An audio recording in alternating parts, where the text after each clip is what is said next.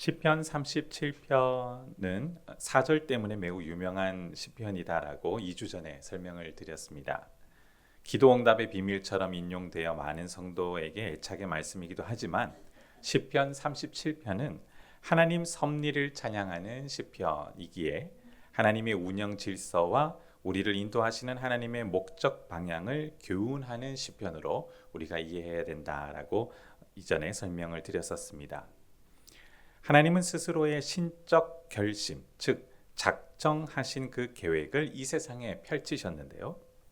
창조 세계를 만드셨을 뿐만 아니라 생명체로 가득 채우시는 활동과 또 하나님의 질서를 자연 질서, 도덕 질서라는 두 가지 형태로 운영되게 하셨습니다. 지금도 많은 사람들은 이 세상을 살아가는 방법, 방향에 고민을 하고 있는데 그럴 때 더욱 성도는 자기 자신과 주변 사람들에게 하나님 섭리를 이야기해야 한다라고 그때 제가 부탁을 드렸습니다. 2주 전에도 제가 두 가지 질문을 드렸는데요. 또 드리겠습니다. 오늘 하루 잘 사셨습니까? 왜 이렇게 힘이 없으십니까? 그렇다면 내일 어떻게 살아가시겠습니까? 네, 그때는 아무 말씀 없으셨는데 이번에는 대답해 주셔서 감사합니다. 내일 잘 살아가야 할 각오가 있어야 하고 또 용기도 필요하고 지혜와 요령, 감당할 힘이 있어야 하는데 우리는 계속 이런 질문을 받으면 자신 있게 대답하는 것이 조금씩 줄어들죠. 지금처럼 자신감 있게 대답하시면 좋은데 그게 쉽지는 않습니다. 옆에 계신 분들에게 제가 그때도 2번 행동을 요청드렸는데요. 첫 번째는 오늘 정말 수고하셨습니다라고 박수 보내기 행동 한번 해주실까요? 옆에 계신 분에게 시작하겠습니다. 오늘 정말 수고하셨습니다. 네, 박수 보내주시고요. 두 번째 행동입니다. 손뼉을 딱 치시면서 서로 내일도 잘 살아갈 수 있습니다. 화이팅! 네, 내일도 잘 살아갈 수 있습니다. 화이팅! 이 행동이 하나님의 섭리의 현상과 행위를 우리가 체험할 수 있도록 고민하면서 제가 여러분께 제안을 드렸던 내용입니다. 하나님 섭리는 생명을 지키고 보존하는 하나님의 활동인데요. 이 하나님의 섭리라는 활동은 성도가 믿음 여정을 걸어갈 때 끝까지 인도하며 격려하는 하나님의 활동이기도 합니다. 조금 전에 2번의 행동을 하셨습니다. 힘이 나십니까? 힘이 빠지십니까? 그게 뭐라고 그게 힘이 날까요? 이렇게 간단한 행동인데. 근데 하나님의 섭리의 활동이 성도들의 믿음 여정 가운데 우리를 격려하고 믿음의 용기를 불러일으키는 행동이 된다는 것입니다. 하나님의 소원을 마음에 품고 살아가는 성도의 인생 여정에 하나님의 섭리를 바라보는 믿음의 시각, 그리고 하나님의 섭리 활동이 우리의 믿음 여정에 어떻게 유익이 되는지 오늘도 확인하는 시간 얘기를 주님의 이름으로 축원합니다. 제가 이것을 설명할 때 특이한 구조로 시편 37편이 이루어졌다고 했습니다. 히브리 알파벳 순서로 1절부터 쭉 연결되어지는데 4가지의 주제가 이어집니다.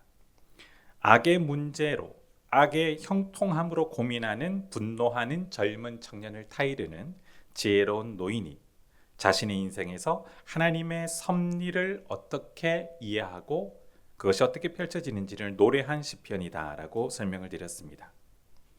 너 자신을 힘들게 하지 마라. 하나님 섭리의 비밀과 은혜를 한번 귀담아 들어보렴. 너는 나보다 더 인생을 또 신앙생활을 잘해갈 수 있단다. 첫째, 둘째, 셋째 이러면서 믿음의 용기를 불러일으키는 큰 응원의 내용이라고 그 구성의 특이성을 말씀드렸습니다. 2가지 주제가 기억이 안 나시겠죠? 그래서 복습을 한번 드리겠습니다. 2가지 교훈은 주의 교훈은 우리의 시기심을 진정시키는 첫 번째 주제, 2번째는 주님의 격려가 우리에게 믿음의 인내력을 형성시킨다라는 것을 설명드렸고 오늘은 3번째, 4번째 주제를 이어서 설명드리겠습니다. 하나님 경외하는 사람의 인생에서 하나님 섭리가 구체적으로 어떻게 시행되는지 시인은 23절에서 31절까지 묘사하고 있는데요. 불안정한 모습이 계속 묘사됩니다. 그러나 성도의 인생은 불안정할까요? 안정적일까요?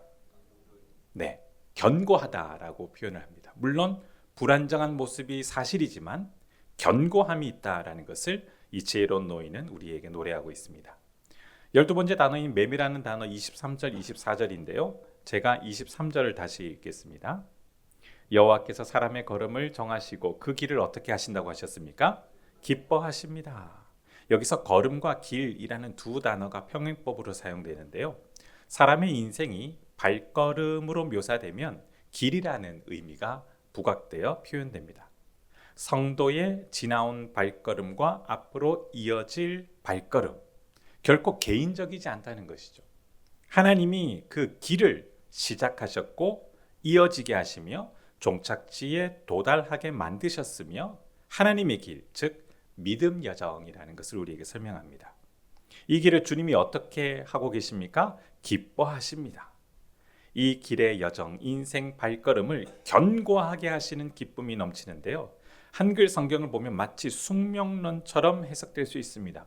그럼 우리가 아무리 노력해도 결국 운명처럼 하나님 뜻대로, 하나님 계획대로만 로봇처럼 움직이는 것인가? 그것이 아니라 기독교에서 하나님의 섭리는 주님과 동행하는 견고한 여정이다라는 것을 설명합니다. 혼자 걸어가는 것이 아니죠. 누구와 함께 걸어가는 것입니까? 주님과 함께.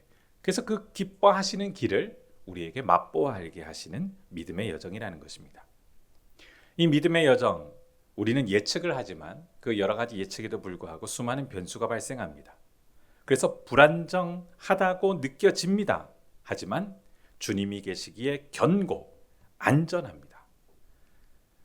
잠언 20장 24절 말씀에 이렇게 기록되어 있습니다. 사람의 걸음은 여호와로 말미암나니 사람이 어찌 자기의 길을 알 수 있으랴. 그러나 누가복음 20장 32절에 그들이 서로 말하되 길에서 우리에게 말씀하시고 우리에게 성경을 풀어주실 때 우리 속에서 마음이 뜨겁지 아니하더냐 하고 엠마오 길에서 주님을 만난 사람들의 고백입니다. 주님이 함께 하시면 불안정한 것은 사실이지만 예측 불가한 길이지만 우리는 견고한 안전함을 느낍니다. 24절을 보실까요? 24절 그는 넘어지나 아주 엎드러지지 아니함은 여호와께서 그의 손으로 붙드심이로다. 인생길에서 변수는 단어 그대로 미지수입니다. 사람의 예측 범위를 초과하여 방향과 결과를 알 수 없습니다. 그래서 우리는 불안해하죠. 성도의 불안한 정서를 주님은 아시기에 시편 기자는 비틀거리는 그 상황이 발생함에도 불구하고 누가 붙잡으실까요? 네, 그걸 어떻게 하십니까? 기록된 말씀을 통해서 우리가 깨닫게 되죠. 주께서 붙잡으시면 치명상을 입어 재개할 수 없는 상태는 되지 않을 것이다 라고 노래하고 있습니다. 여호와께서 우리의 손을 잡으십니다. 부모가 미숙한 자녀의 손을 잡을 때 보기에 안정적이십니까? 불안하십니까? 왜 그렇게 생각하십니까? 누가 손을 잡았기 때문이죠? 네. 만약 그 어린 아이를 미숙한 언니나 오빠가 잡으면 안정적입니까? 불안하십니까? 네, 불안하죠. 2살짜리를 4살짜리가 잡는다고 해서 안전하지는 않는 겁니다. 부모가 자녀의 손을 잡고 있으면 모든 사람들이 편안하게 바라보게 됩니다. 주님은 우리의 손을 잡고 계십니다. 이제 25절, 26절 13번째 단어 눈이라는 단어인데요. 지혜로운 노인은 오랜 시간을 살아온 인생 목격자로서 하나님 섭리 역사로 하나님 경외하는 가정이 복받는 모습을 25절과 26절에 서술하고 있습니다. 이 25절과 26절을 함께 읽어보실까요? 시작!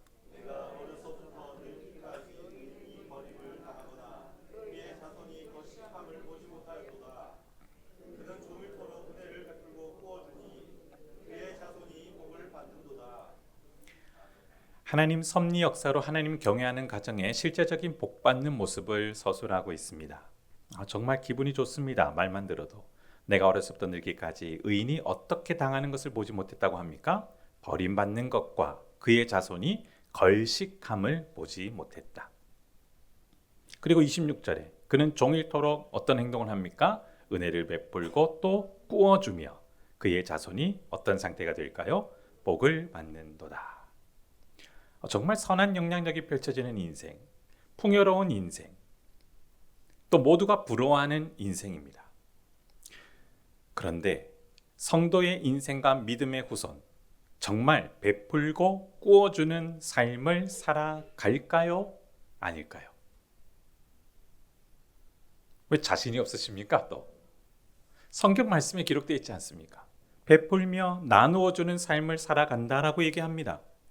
정말 현실에서 베풀고 나누어주는 삶을 경건한 후손이 살아갈까요? 안 갈까요?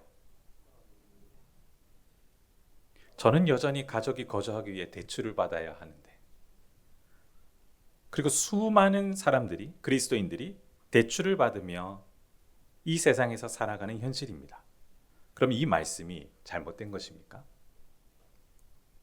베풀고 나누어 주는 행동은 하나님의 거룩한 성품을 닮은 성도의 단면을 묘사하고 있습니다. 하나님은 은혜로우신 분이십니다. 은혜로우신 이 모습은 하나님께서 생명을 살리고 지키는 실행하는 특별한 행동으로 표현되었는데요.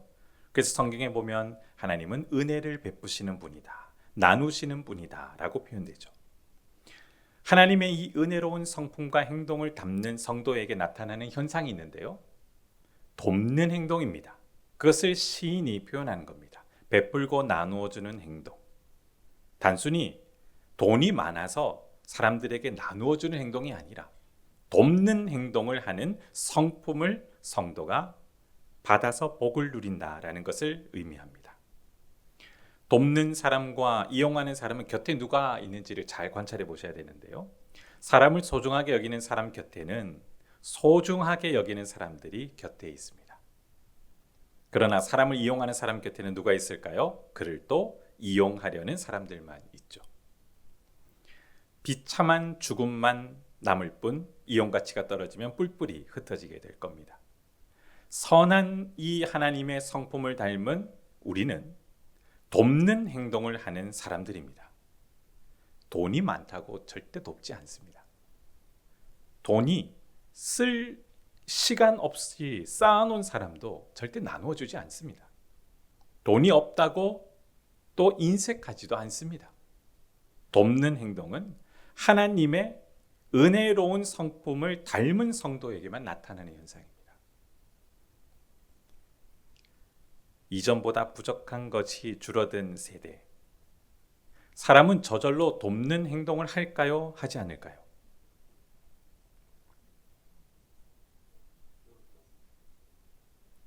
안 가르쳐 줘도 하는 행동은 죄 짓는 행동입니다. 안 가르쳐 줘도 얼마나 잘하는지 사람은. 그런데 돕는 행동은 반드시 가르쳐야 합니다.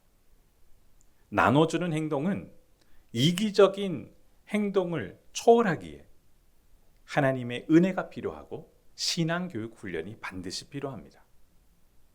그래서 제가 청년들과 또 젊은 부부들에게 항상 당부를 드리는 말씀이 있습니다. 하나님께 감사의 은혜로 10의 1조 기쁜 마음으로 드리시고 양가 부모님에게 똑같이 나누어서 10의 1조 또 드리시고 주변 사람들에게 기쁨으로 선물을 나누시며 10의 1조 드리시기를 부탁드린다라고 했는데 지금까지 잘 지키시는 분을 제가 못 봤습니다. 저도 힘듭니다. 쉽지 않습니다. 근데 은혜 가운데 양가 부모님에게 용돈을 드리는 걸 꾸준하게 이어오다가 올해 들어서 그것을 못했습니다. 마음이 아픕니다. 큰애가 대학을 가니 저도 힘들더라고요. 그래서 회개하고 있습니다. 14번째 단어입니다. 27절과 28절 상반절입니다. 이 내용들은 하나님의 법을 어기면 이 세상에서 죽을 위험이 더 많이 발생하는 상황을 설명하고 있습니다. 제가 또 읽겠습니다. 내가 어려서부터 늙기까지 의인이 버림을 당하거나 그의 자손의 걸칙함을 보지 못하였더니 악에서 떠나 선을 행하라. 그리하면 영원히 살리니 여호와께서 정의를 사랑하시고 그의 성도를 어떻게 하신다고요? 버리지 아니하심이로다. 하나님의 법을 지키면 죽을 위험에서 많이 벗어날 수 있습니다. 하나님의 법을 어기면 죽을 위험에 더 많이 노출이 됩니다. 구약 성경은 하나님의 법을 지키는 행동을 단순히 윤리적인 행동이라고 하지 않고 정의로운 행위라고 묘사합니다. 하나님의 법을 지키지 않으면 불의한 행위가 됩니다. 윤리의 모습처럼 여겨지는데 그것은 생명과 연결되어 있습니다. 하나님의 정의는 생명을 소중히 여기는 것입니다. 죄의 행동은 인간 스스로 멈출 수 없기에 죽음에 노출되기가 너무 쉽습니다. 죽는 줄 알면서도 그 길을 가는 것이 참 죄의 무서움입니다. 죽는다라고 하는데 가야 할까요? 가지 말아야 할까요? 그런데 왜 음주운전을 하십니까? 왜 죽을 짓을 해야 하나요? 하지 말라라고 경고하는데 자기의 몸을 해치는 수많은 위험 음식들이 있고 기호식품들이 있다라고 경고하는데 사람들이 멈춥니까? 멈추지 않습니까? 알면서도 하거든요. 그것이 죄의 무서움입니다. 이 모습을 하나님은 살리기 위해 우리와 함께 하시죠. 하나님의 섭리는 우리를 살립니다. 그리고 15번째 단어인 아인으로 나가는데요. 28절 후반절과 29절입니다. 그들은 영원히 보호를 받으나 악인의 자손은 끊어지리로다. 의인이 땅을 차지하며 거기서 영원히 살리로다. 여기서 한글 성경경에 번역되어 있는 그들은 의인으로 번역되어 있었는데요. 원어를 살펴보면 악인으로 번역하는 것이 더 자연스럽습니다. 그래서 이 성경 구절은 악인과 악인의 후손들이 맞이하게 될 인생 종말을 강조하고 묘사하는 장면으로 해석하는 것이 더 자연스러운데요.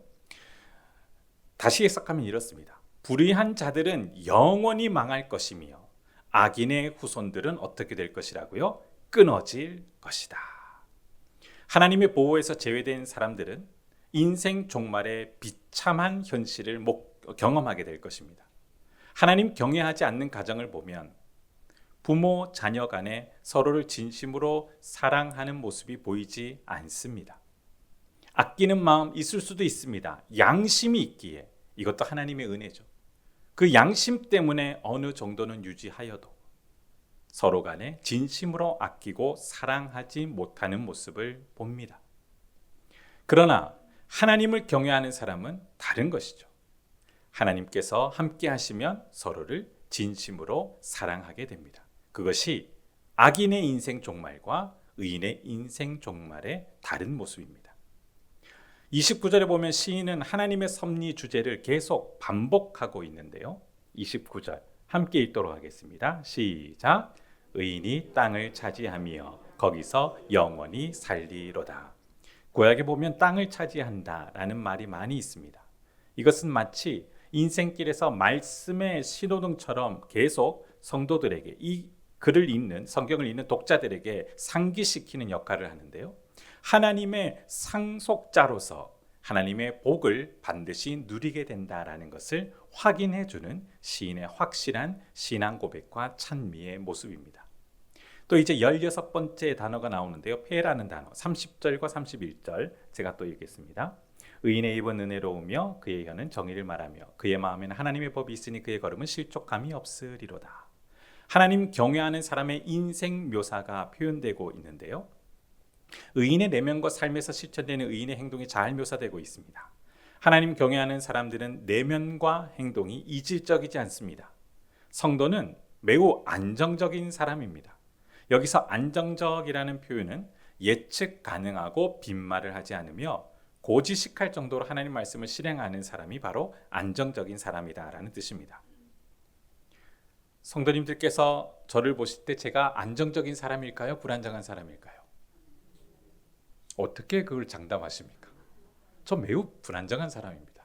저 성격 급한 사람입니다. 말이 빠른 사람입니다. 그래서 행동도 느린데 말은 빠르고 성격이 급하니 몸이 자주 다칩니다.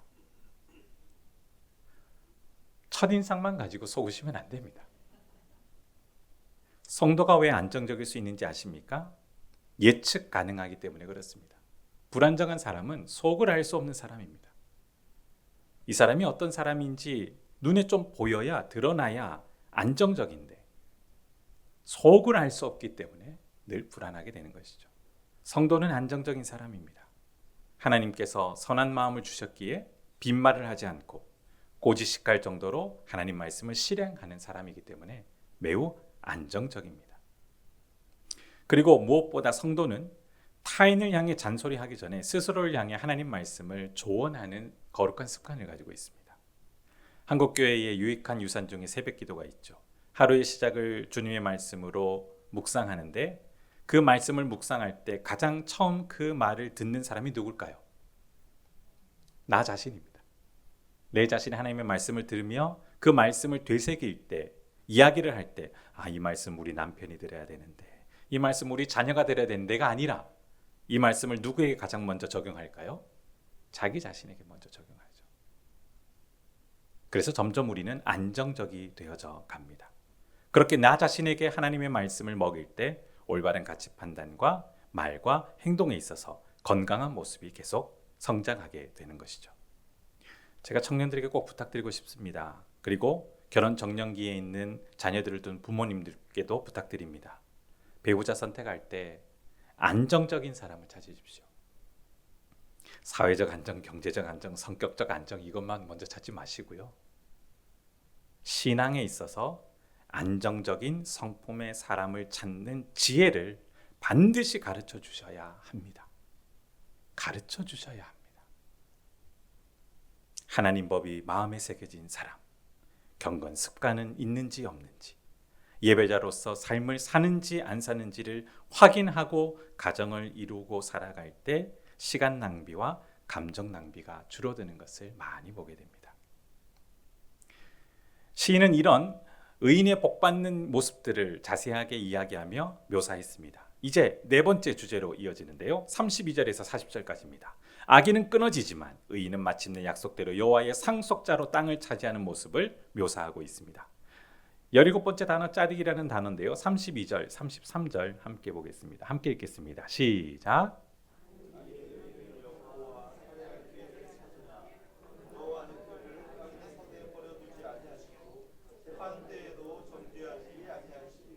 아멘. 네 번째 주제쯤 되면 생각을 하게 됩니다. 이제 힘든 부분이 있으니까 네 번째 결론 주제는 조금 어떤 모습이 되어야 합니까? 좀 희망차고 밝은 모습이 되어야 되는데 우리의 예상을 깨고 새로운 시련이 더 다가오게 될 의인의 삶을 시인은 노래하고 있습니다. 하나님 섭리를 노래하는 시편, 이것은 정말 우리에게 무엇을 말해주려고 하는 것일까요? 왜 마지막까지 새로운 시련이 다가오는 것을 계속 이야기할까요? 32절 보십시오. 누군가 엿보고 있습니다. 악인이 의인을 엿봅니다. 훔쳐보는 모습이 아니라 적대적인 마음을 품고 노려보는 것입니다. 이 적대 감정은 살해하려는 마음입니다. 누군가의 생명을 죽여본 적이 있으십니까? 손으로 직접 생명을 취해보신 경험이 있으십니까? 저는 사람을 죽인 적은 없지만 동물을 죽인 경험이 딱 한 번 있습니다. 20대 때 전도사님들과 함께 시골교회에서 닭을 잡아봤습니다. 정말 힘들었습니다. 많이 갔기 때문에 닭을 4마리를 잡아야 하는데 연세가 많은 전도사님들이 일부러 장난을 치신다고 죄송합니다. 닭의 모가지를 비틀어서 저한테 1마리를 주시고 또 누군가에게 1마리를 주시고 꼭 잡고 있으라고 하신 겁니다. 15분 동안 정말 힘든 경험이었습니다. 끊어져야 하는데 숨이 멈추지 않고 그 모든 고스란히 진동되는 아픔을 저의 손을 통해 느꼈습니다. 그러나 손에서 절대 힘은 빼지 않았습니다. 먹어야 하니까. 하지만 힘들었습니다. 그러면서 사람이 생명을 취하는 것이 이렇게 힘들구나. 그때 실감했습니다. 그런데 악인들은 생명을 해치는 걸 조금도 고민하지 않죠. 쉽게 생각합니다. 간단하게 생각합니다. 어떠한 고민도 없이 실행합니다. 왜 심사숙고하지 않을까요? 그들의 마음에는 창조주이신 하나님의 생명의 주권의식이 없기 때문에 그렇습니다. 생명을 해치는 것에 겁을 내야 하는데 겁을 내지 않습니다. 폭력 행동뿐만 아니라 언어로도 쉽게 폭행합니다. 여러 번 제가 말씀드렸지만 언어 폭력의 무서움은 정말 매섭습니다. 저의 어머니와 저는 지금 좋은 관계입니다. 저는 어머니를 사랑합니다. 그리고 어머니도 저를 여전히 사랑하십니다. 그러나 대화를 할 때는 저는 여전히 조심스럽습니다. 마음속에 가라앉아 있는 그 앙금이 특별한 단어와 억양, 분위기가 형성되면 또다시 제 마음을 뒤집어 엎어놓기 때문에 그렇습니다. 지금도 마찬가지입니다. 어머니께서 미숙한 상태에서 하셨던 말씀들이 30여 년이 지났는데도 여전히 저를 힘들게 합니다. 불쑥 내뱉는 한마디가 시간이 지나면 없어질 거라고 절대 생각하지 마십시오. 비수 같은 한마디는 수십 년 지나도 그 사람의 마음속에 자리 잡아 있습니다. 참 주의할 필요가 있습니다. 또 나아가서 악인들은 법을 가지고 사람의 생명을 위협합니다. 32절 보실까요? 악인이 의인을 엿보아 살해할 기회를 찾으나. 이 기회라는 것은 법적인 개념으로 사람을 실제로 살해하는 것을 얘기합니다. 법을 알면 사람을 지켜야 하잖아요. 약한 사람을 보호해야 하잖아요. 그러나 그 법으로 사람을 죽이는 데 사용합니다. 요즘 많은 사람들이 똑똑해서 법을 많이 합니다. 그러다 보니 이전에는 대화를 많이 했는데 관습적으로 지금은 고민 없이 실증주의적인 법을 선호하여 법으로 해결하려고 합니다. 억울한 법적 절차, 판단을 받지 않기 위해 법을 따지고 법으로 싸우는 시대, 법을 모르면 손해보는 세상이 되었습니다. 이럴 때 성도는 어떻게 해야 할까요? 덕을 끼치는 행동을 하기 위해, 나누는 행동을 하기 위해 법을 알면 그 법의 유익을 약자를 위해 돕는 행동으로 실천해야 되는데 사람들은 돕지를 않고 그건 네가 알아서 할 일이잖아 라고 개인적인 책임으로 돌립니다. 18번째 단어 코프라는 단어가 34절에 나옵니다. 34절 한번 보실까요? 여호와를 바라고 그의 도를 지키라. 그리하면 내가 땅을 차지하게 하실 것이라. 악인이 끊어질 때에 내가 똑똑히 보리로다. 시는 다시 의인의 땅을 차지하게 될 진실을 계속 반복적으로 이야기합니다. 제가 이것을 신호등과 같은 효과라고 말씀을 드렸습니다. 신호등을 보면 운전하시는 분들은 다 아실 겁니다. 안정감을 느끼십니까? 불안정한 감정을 느끼십니까? 운전을 하지 않는 분들에게도 마찬가지입니다. 건널목에 계실 때에 신호등을 보면 불안하십니까? 안정감을 느끼십니까? 몇 초 뒤면 저 불빛이 바뀔 것이고 내가 길을 건너갈 수 있다라는 믿음이 생기십니다. 운전을 하시는 분들에게 다시 질문하겠습니다. 신호등과 차선이 우리의 생명을 지켜줄 것이라는 믿음이 있으십니까? 그러니까 운전하고 다니죠. 저는 정말 그것을 실감했습니다. 가만히 운전할 때마다 1차선을 가는 것이 두렵습니다. 상대방이 핸들 한번 꺾으면 저는 그 자리에서 죽습니다. 제가 핸들 한번 꺾으면 상대방도 죽습니다. 근데 겁도 없이 수십 킬로를 막 달리고 있습니다, 사람들이. 신호등을 보고 모두가 수천 대가 차량을 운행하고 있습니다. 이런 무서운 세상에서 용감한 사람들이 살아가고 있습니다. 신호등과 차선에 의지하여. 이것이 정말 대단한 일 아닙니까? 그런데 왜 사람들은 하나님을 믿지 않을까요? 왜 하나님의 말씀의 법을 신뢰하지 않을까요? 교통 질서보다 못한 하나님의 법 질서, 하나님의 섭리하심의 역사가 정말 마음 아프게 느껴집니다. 19번째 단어 레쉬라는 단어는 35절과 36절에 나오는데요. 제가 또 읽겠습니다. 내가 악인의 큰 세력을 본즉 그 본래의 땅에 서 있는 나무 잎이 무성함과 같으나 내가 지나갈 때에는 그는 없어졌나니 내가 찾아도 발견하지 못하였도다. 시인은 악인의 종말을 더 자세하게 이야기하고 있는데요. 악인의 큰 세력을 보고 있다라고 얘기합니다. 결코 무너지지 않을 것 같은 견고한 악의 큰 세력. 그런데 36절에 어떤 일이 벌어졌는지 아십니까? 그 시인이 지나갈 때 어떤 현상이 나타났습니까? 그는 없어졌나니. 갑자기 악인들이 사라지고 침몰되는 상황을 묘사합니다. 왜 그런지 설명하지 않지만 이 황당함을 시인은 그대로 우리에게 표현해 주고 있습니다. 악인들이 갑자기 사라졌다. 거대함이 갑자기 사라졌다. 이것이 어떻게 실감이 되실까요? 질문 드리겠습니다. 악의 세력은 멸망합니까? 멸망하지 않습니까? 언제 멸망합니까? 마치 주께서 마지막 때에 나사로를 살릴 줄 믿나이다 하는 고백과 뭐가 다를까요? 하나님께서 언젠가는 심판하시겠죠. 그런데 지금 당장 그 거대한 세력이 정말 무너질까요? 그게 믿어지십니까? 아멘. 근데 그것을 실감하지 못하죠. 어떤 느낌인지 하나를 더 설명드리겠습니다. 우리나라보다 강한 나라들이 많습니다.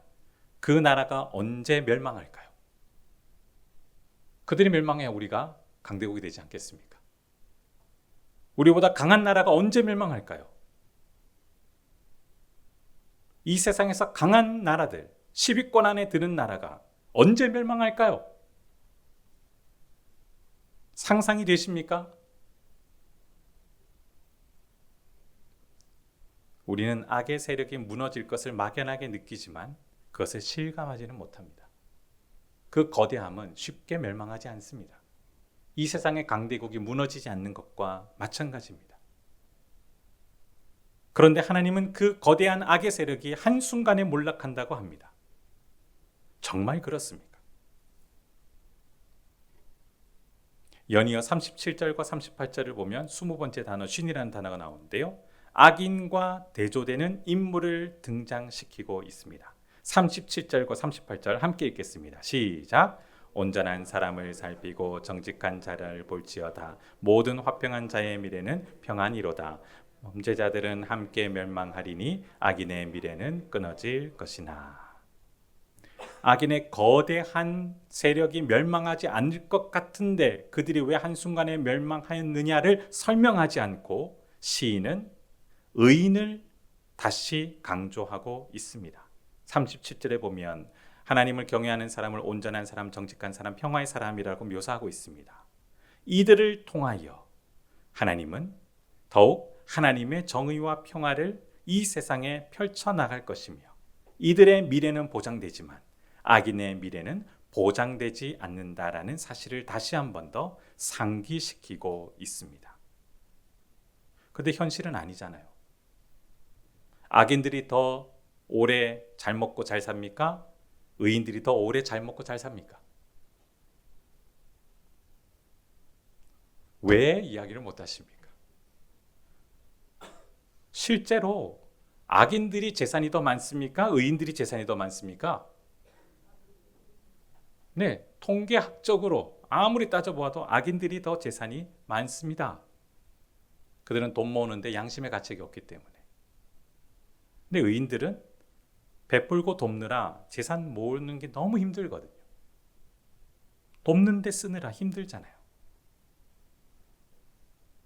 근데 왜 성경 말씀은 이상한 이야기를 할까요? 현실이 아니라 왜 다른 이야기를 할까요? 이상적인 이야기를 할까요?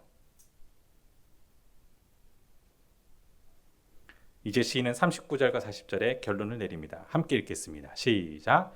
의인들의 구원은 여호와로부터 오나니 그는 환난 때에 그들의 요새이시로다.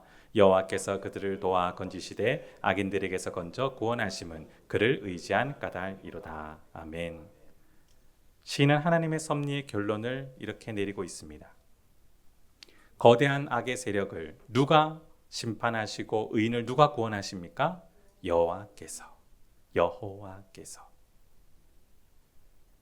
사람이 하는 것이 아니라 여호와께서 보호시설이 되어 의인을 건지시며 지키시며 또 악인들을 향하여 의의 심판으로 그들의 후손을 사라지게 하실 거라는 마지막 하나님의 섭리의 활동을 확실하게 노래하고 있습니다. 건지시다라는 용어가 40절에 보면 2번 반복됩니다. 그들을 도와 건지시되 악인들에게서 건져 구원하실 것이다. 의인은 하나님을 의지하는 사람들이기에 하나님은 의인의 보호자가 되셔서 성도의 보호자가 되셔서 우리를 지키시고 보호하십니다. 말씀을 맺습니다. 시편 37편은 하나님의 섭리를 찬양합니다. 우리가 믿고 신뢰하는 하나님은 완전한 뜻과 선하신 계획대로 세상을 만드셨고 생명으로 가득 채우셨으며 하나님의 질서, 자연 질서와 도덕 질서로 운영하시는 분입니다. 그러나 세상 돌아가는 모습을 보면 우리의 마음속에 천불이 납니다. 이런 우리를 따뜻하게 격려하며 응원하시는 아비의 모습처럼 하나님은 이 시편 37편을 통해 우리에게 믿음의 응원과 격려를 하고 계십니다. 4가지 주제에 하나님의 섭리 활동을 이야기합니다. 하나님 아버지는 성도의 복잡한 생각과 속상한 마음을 말씀으로 진정시켜 주십니다. 하나님 아버지는 격려와 응원을 통해 우리가 인생을 끝까지 바라볼 수 있도록 믿음의 인내심을 형성시킵니다. 하나님 아버지와 함께하는 성도의 인생 여정은 안정적이며 견고한 길입니다. 또한 하나님 아버지의 상속자인 성도는 하나님의 보호를 받는 인생이라는 것을 하나님은 말씀을 통해 우리에게 알려주고 계십니다.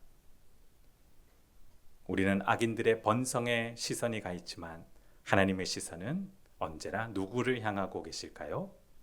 우리를 향하고 계십니다. 악인의 견고함, 화려함, 성공적인 모습 소갈이 하지 마십시오. 우리의 걷는 인생길에 하나님 아버지가 함께 하시며 하나님의 시선은 우리와 함께 하기에 우리는 하나님의 참된 복을 받는 상속자라는 사실을 확신하시기 바랍니다. 그 하나님의 지키고 보호하는 섭리의 활동이 우리에게 나타날 때 믿음의 응원과 용기를 통해 인생 여정을 끝까지 완주하는 저와 여러분 되기를 주님의 이름으로 축원합니다. 하나님의 섭리하심을 믿습니다. 말로만 끝내지 않게 하시고 실감하게 하시며 악인들의 인생과 의인의 인생이 다름을 더욱더 확신하게 하여 주시옵소서.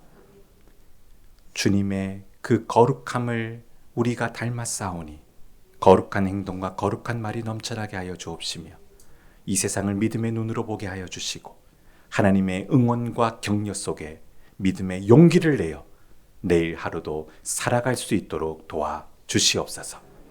감사드리며 예수님 이름으로 기도드립니다. 아멘.